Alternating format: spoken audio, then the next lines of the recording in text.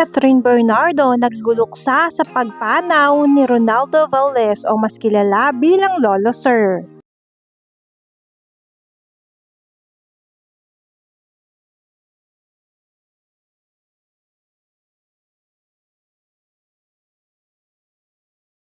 Matatandaan mga ka-DJ na naging malapit itong si Catherine Bernardo kay Ronaldo Valdez o mas kilala bilang Lolo Sir. After nila magsama sa isang palabas na Too Good to Be True.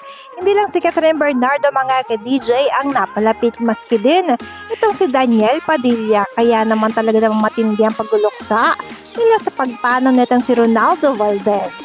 Tinuring kasi ni Catherine Bernardo na lolo talaga itong si Ronaldo Valdez mga ka-DJ, hindi lang bilang artista, tinuring niya ito bilang isang pamilya at kadugo niya. At kahit nga tapos na ang palabas na Too Good to Be True mga ka-DJ, ay hindi pa rin natapos ang relasyong meron sila dahil madalas niyang kasama si Ronaldo Valdez mga ka-DJ sa mga kung anong event na meron ang Katniel. Invited siya sa kahit anong okasyon ng Katniel mga ka-DJ, lalong-lalo na si Catherine Bernardo. Tinuturing niya kasing lolo niya talaga itong si Ronaldo Valdez mga ka-DJ.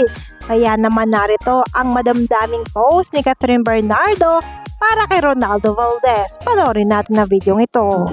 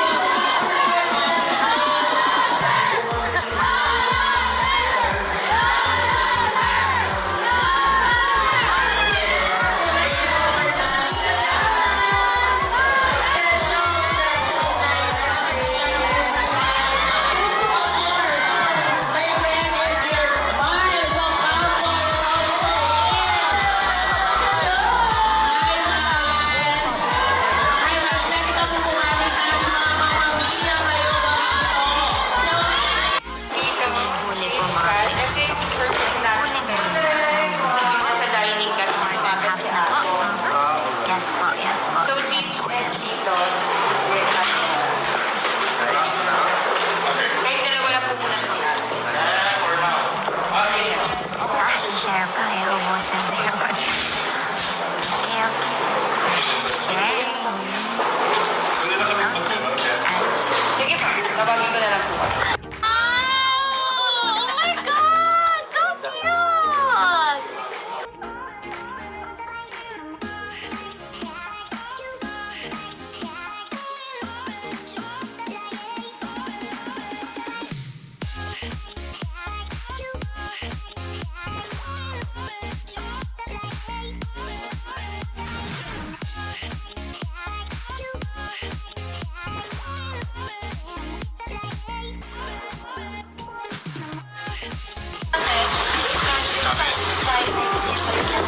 Thank you!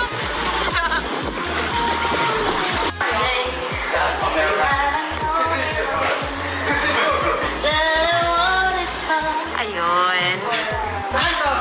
Kala natin kumakain pa na siya. I like it. Super. So much for arranging